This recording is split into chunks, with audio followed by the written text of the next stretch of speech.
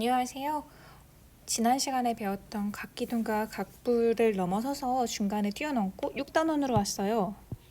왜 왔냐면요. 앞에 여기 있는 직융편체는요. 각기둥의 일부이기 때문입니다. 각기둥 중에서도 사각기둥이에요. 그 중에서 좀 특별한 모양을 가진 애를 특별히 직육면체라고 부르거든요.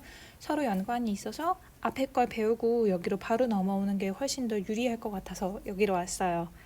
그래서 여기 보시면은 지금 이거 77쪽인데요. 교과서 아니고 이거 수익이에요.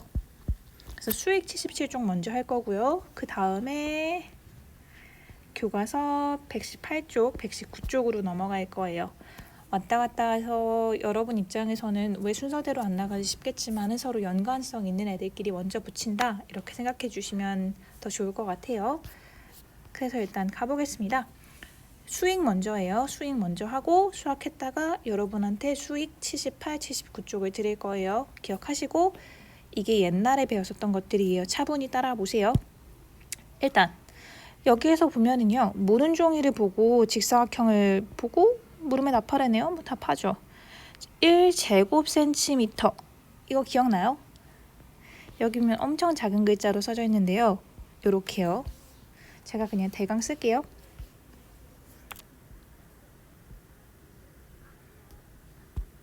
자, 요런 모양이 있다고 칩시다. 여기요. 여기 한 길이가 1cm라고 가정합시다.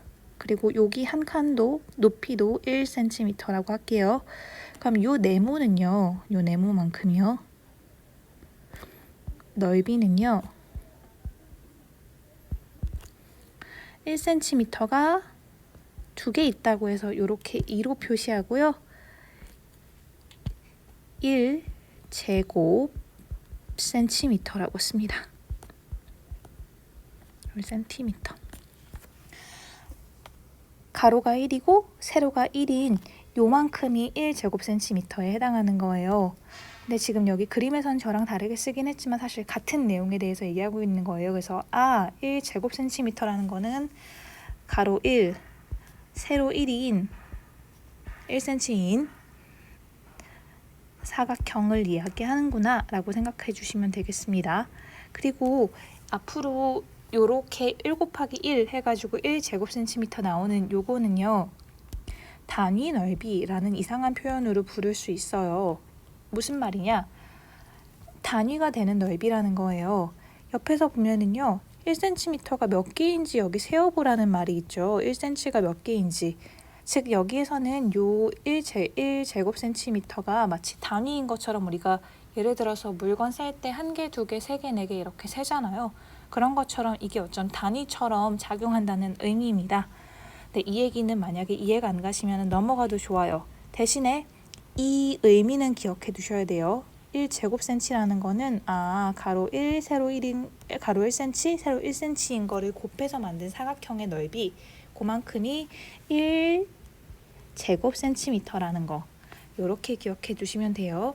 그리고 하나 더 기억할 수 있는 거는요. 이렇게 제곱 표시가 있으면은 이거는 넓이에 대해서 얘기하는 거구나 라는 것도 눈치를 채셔야 돼요. 왜 이 얘기를 하냐면요. 이번에 배우게 될 부피는요. 이런 이상한 단위를 쓰거든요. 센티미터가 3개 있다고요. 그래서 다음번에 배우시면 훨씬 더 잘 아시게 되겠지만은 제곱이면은 넓이를 얘기하는 거구나 정도는 기억해 두시면 정말 좋겠습니다. 자, 설명을 조금 줄이고 이제는 문제를 보면서 시작을 해볼게요. 뭐 단위 넓이 이런 거 기억 못 하셔도 전혀 상관없어요.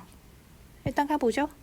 1cm가 몇 개인지 세보래요. 그래서 넓이를 구하래네요. 몇 개인지 세면 넓이가 나오나 봐요. 일단 뭐 세라는 대로 세보죠. 이해는 안 가지만 자, 가는요. 1개, 2개, 3개, 4개, 5개, 6개, 7개로 이루어져 있어요. 그러면은 전 여기다 그냥 이렇게 무식하게 7을 써도 될까요? 돼요. 왜냐면은 요거 하나가 1이라면서요. 1 제곱센티미터만큼에 해당하는 넓이라면서요. 그런 게 7개 있으면 1 곱하기 7 하니까 7이라고 쓸 수 있다는 거예요. 7제곱센티미터라고 쓸 수 있다는 거예요. 오케이. 나도 한 번만 보죠. 나는요 하나 둘셋넷다 열일곱 여덟 아홉 열 열하나 열둘 열세 열네 열다. 제가 이걸 그냥 15라고 써도 될까요? 돼요. 왜냐면은 이거는 1 제곱센티미터만큼의 넓이가 15개 있는 거잖아요. 혹은 이렇게 그냥 계산해도 되죠. 3 곱하기 5라고 물론 쓰셔도 돼요. 요만큼이 15개 있는 거니까 15 제곱센티미터라고 자신 있게 쓰셔도 돼요. 그래서 15라고 써도 문제 없습니다. 다요. 다도 셀게요. 하나, 둘, 셋, 넷, 다, 일곱, 여덟, 아홉, 열, 열하나, 열둘, 열세, 열네, 열다, 16개가 있네요. 그럼 얘는 16 제곱센티미터라고 써도 돼요. 이제 된다는 걸 알아요. 왜냐면은 1 제곱센티미터인 거 몇 개 있었어요? 제가 몇 개 셌죠? 16개 셌으니까요. 이렇게 계산해 주시면 돼요. 그래서 각각 7, 15, 16 이렇게 쓰시면 되겠습니다. 그리고 나서 이제 얘네들을 가지고 뭘 시키는지 좀 보세요. 앞에 내용을 조금 지울게요. 이번에는 표를 완성해 보라고 하는데요. 얘네가 물어보는 게 가로 물어보고요. 세로 물어보고 넓이 물어보고 있네요. 오케이. 넓이는 제가 여기서 이미 썼죠? 그러니까 그대로 써놓을게요. 가에 7, 나에 15, 다에 16 쓰겠습니다. 그리고 나서 보세요. 가는요. 가로가 요거 얘기하는 거죠. 가로가 하나, 둘, 셋, 넷, 다섯, 여섯, 일곱이니까 7cm네요. 세로는요. 1cm요. 오케이. 그냥 그대로 쓰면 돼요. 가로 7, 세로 1이요. 나도 볼게요. 나는요. 하나, 둘, 셋이니까 세로가 3, 가로는 하나, 둘, 셋, 넷, 다섯이니까 5cm. 오케이. 가로 5, 세로 3 써주시면 되고요. 그냥 따라만 오시는 거예요. 칸만 채우세요. 다요. 하나, 둘, 셋, 넷, 4cm. 하나, 둘, 셋, 넷, 4cm. 4까지 해서 표를 채웠어요. 그리고 나서 요걸 연결시킬 거예요. 직사각형 넓이 구하는 방법을 식으로 나타내라고 하네요. 자, 근데 보니까요. 얘네 두 개 곱하면 혹시 이거 되나요? 다른 색으로 해야겠다. 곱하면 혹시 얘 되나요? 곱하면 얘 되나요? 곱하면 얘 되나요? 아하. 오케이. 이제는 매일매일 세지 않고도 알겠다. 왜냐면 어쩔 때는 칸이요. 뭐 이렇게 이렇게 엄청 크게 그려질 수 있는데 이걸 매일매일 세고 있을 수는 없잖아요. 그래서 이렇게 안 하고 이제는 가로와 세로를 챙기겠다는 얘기를 하는 거예요. 즉, 직사각형의 넓이는요. 가로 곱하기 세로 해주면 된다 라고 얘기하고 있는 겁니다.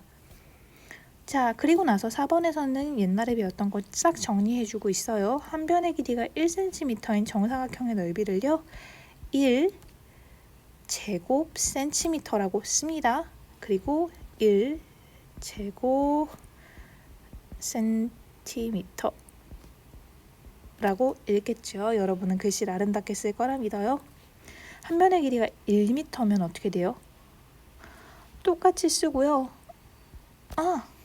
이렇게 써주시면 돼요. 그리고 읽을 때는 1 제곱이라는 거는 요거 두 개 있다는 얘기하는 거예요. 거듭거듭해서. 그래서 1제곱 센치일까요 여전히? 이번엔 미터죠. 속지 마시고요. 미터라고 쓰시면 됩니다. 1m는요 100cm 맞죠? 1m 100cm 맞죠? 두 개 해주니까 곱하면은요 1 0 0 0 0 이라는 엄청 큰 수가 나와요. 이게 무슨 말이냐면요 여기에는 1cm짜리가 여기 10개 그다음에 여기도 10개 들어가서 여기에는 그 1cm 곱하기 1cm 즉 1제곱센치인 애가요 100개 들어간다는 의미이기도 해요. 아까 말했던 얘가 요 안에 100개 들어가는 거예요. 그렇게 생각해 주시면 되겠습니다. 자, 이게 너희라고 하면 안 되죠. 여러분이 아셔야 되는 얘기예요. 5학년 때까지 배운 내용이고요. 지금은 6학년에 와서 또 새로운 이야기를 시작해 보겠습니다. 새롭지만 연결되는 이야기예요. 볼게요. 부피가 덥석 나와버렸네요. 뭐 일단 따라가 봅시다. 어느 과자 상자가 어느 상자에 과자가 가장 많이 들어갈까요? 굉장히 중요한 얘기네요. 자, 그리고 여기선 부피를 구해 보아야 된대요. 그러면은 얘네 둘의 이야기를 종합하면은요, 많이 들어간다, 용량, 뭐 이런 류의 느낌을 얻을 수는 있네요. 오케이, 느낌을 갖고 가봅시다. 가상자는 이렇게 생겼고요. 타 이렇게 생겼어요. 그냥 언뜻 봤을 때는 어느 상자가 가장 크신 것 같으세요? 이 말하기가 조금 애매합니다. 그림으로만 봐서는 일단 가는 작은가? 작은 것 같기도 하고, 나가 큰가 다가 큰가 좀 다 비슷비슷한 것 같은데 정확하게 똑 부러지게는 모르겠어요.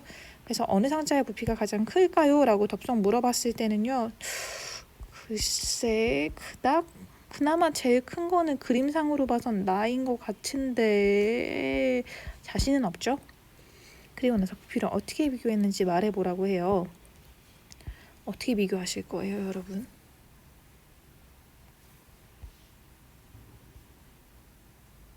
방법이 안 나오죠. 자, 그래서 2번으로 바로 넘어갈게요. 1번은 여러분한테 문제를 제기하는 거지 풀라는 의미는 아니에요. 자, 2번 좀 보세요. 여기 봐라. 여기 보니까요, 얘네가 무슨 짓을 하냐면요, 벽돌을 넣고요, 아니면 요런 타일을 넣어요. 어머나, 이걸 어떻게 하면 좋을까?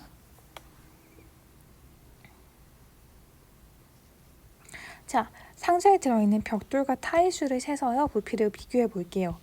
아까 위에 올라갈게요. 위에 잠깐 올라가서 넓이 구할 때 이게 몇 개 들어가 있는지 했던 거 기억나세요? 그거랑 비슷한 개념이에요. 부피는요, 얼마나 차지하고 있는지, 얼마나 많은 양이 들어가는지에 관한 이야기지만요, 그래서 이 타일이 몇 개 들어가는지 혹은 벽돌이 몇 개 들어가는지를 구하면은요, 어떤 게 더 크고 더 많이 들어가면 더 크다는 의미겠죠? 그걸 구할 수 있다고 얘기하고 있는 거예요. 그러면은요, 여러분이 보실 수 있는 게 요거요. 얘는 오케이, 벽돌. 얘도 벽돌. 근데 타일? 얘만 혼자 다르네요. 그러면은요, 얘랑 얘는 두 개는 같은 거잖아요. 서로 비교할 수 있나요? 비교할 수 있어요. 벽돌이 24개, 벽돌이 27개니까 얘가 더 많이 들어가네, 얘가 더 부피가 크네 라고 생각할 수 있어요. 근데 여기서 가쁜 타일이 나오면 이건 어쩔이 되는 거죠. 그러면 밑에 있는 질문도 해결할 수 있겠어요. 세 상자 중에서 비교할 수 있는 애는요, 가랑 나예요. 왜냐면은 공통으로 벽돌을 이용했으니까요. 이 느낌을 가지고 갑자기 쌓기나무 얘기가 나와요. 근데 그렇게 뜬금없는 얘기가 아니에요. 여러분 넓이 같은 거 할 때 뭐 쌓기나무가 기억이 나는지 모르겠지만은 옛날 여러분이 1, 2학년 시절에 쓰던 그런 거라서, 쌓기나무가 이럴테면은 상자예요. 이거는 100개 들어가고요. 이 상자에는 150개 들어간다고 칩시다. 똑같은 쌓기나무가요. 이렇게 생긴. 자, 그러면은 이 상자랑 이 상자 중에 어느 애가 더 부피가 큰 애예요? 당연히 얘가 더 큰 애죠. 그래서 여기에서 이용했던 벽돌이랑 비슷한 개념으로 쌓기나무를 이용한다 라고 생각하시면 돼요. 그리고 나서 부피를 비교하는 방법을 말해보래요. 누가 더 많이 들어가는지 세면 되겠죠. 하면 될 거고요. 편리한 점은 뭐 바로 눈에 보이겠죠. 알기 쉽고. 불편한 점은요, 불편한 점은 쌓기나무를 하나하나 세기가 귀찮고요. 또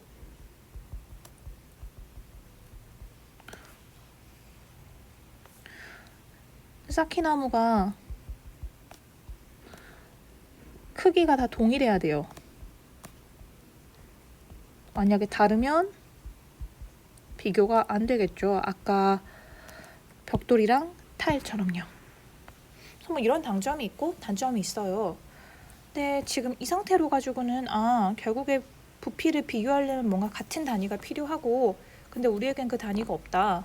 그 단위가 있으면 좋겠다 라는 느낌이 오죠. 그래서 그 다음 얘기를요, 여기 118, 119를 넘어서서 다음 페이지 120에서 121페이지에 나올 거예요. 그래서 이 얘기는 다음 시간에 알아두시면 되고요. 오늘은 지난 5학년까지 이런 걸 배웠었고, 이번에는 부피를 구하려고 하는데, 부피를 구하려면 같은 크기의 무언가가 필요하다, 단위의 무언가가 필요하다 정도로만 이해해 두시면 충분하겠습니다. 오늘 수고 많으셨고요. 수학 익힘책 간단할 거예요. 78쪽, 79쪽까지 해결해 주시면 됩니다. 고생 많으셨습니다. 감사합니다.